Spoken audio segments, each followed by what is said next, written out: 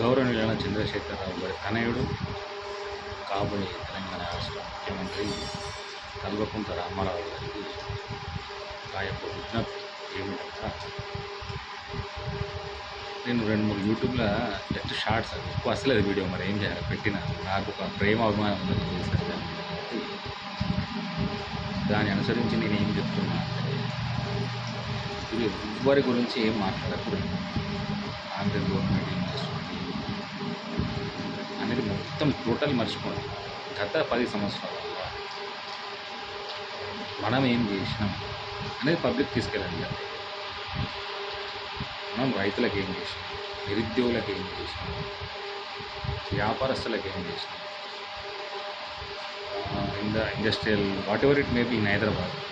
So before I was in, చెప్పడం ఏంటంటే 2004 నుంచి 2014-15 వరకు నేను హైదరాబాద్ ఉంది. అప్పుడు హైదరాబాద్ ఎట్లుంది, వన్స్ మన తెలంగాణ రాష్ట్రం వచ్చిన తర్వాత నేను రీసెంట్గా మామకు ఆపరేషన్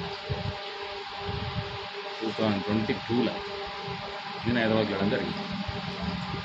అప్పుడు చూసిన హైదరాబాదు ఒక 10 years బిఫోర్ హైదరాబాద్కి నేను ఫస్ట్ ఆఫ్ ఆల్ నేను షాక్ అయినా. ఫస్ట్ అది సరిపోతుంది కదా మనం చెప్పుకోవడానికి.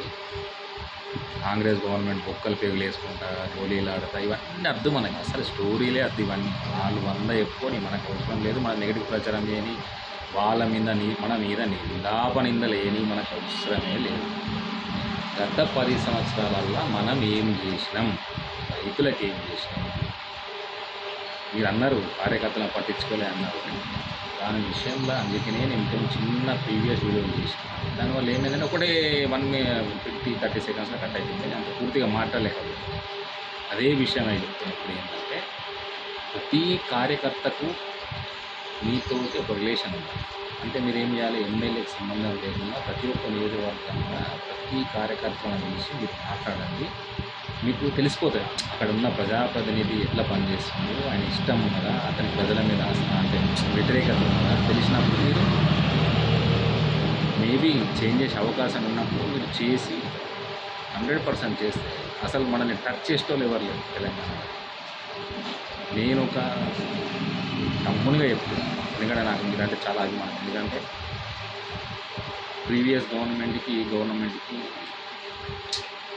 Not of difference. ఎందుకంటే ఇన్ టర్మ్స్ ఆఫ్ ఎనీవే రైతులు కానీ, కరెంటు కానీ, ఉద్యోగులు కానీ, ఎవరైనా కూడా ఇంకా ప్రీవియస్ గవర్నమెంట్ ఏమైందంటే ఉద్యోగులు వాళ్ళు ఇచ్చిన, మీరు అదే చెప్తారు ఎప్పటికీ. ఇక అది అయిపోయింది, చెప్పి ప్రజలకు అందరికీ తెలిసిపోయింది ఆల్రెడీ. మీరు పదే అదే చెప్తే చూడల్లో కూడా ఏమవుతుందంటే ఇదే విషయం ఏమిటారు అన్న విషయం వస్తుంది. అది మర్చిపోండి.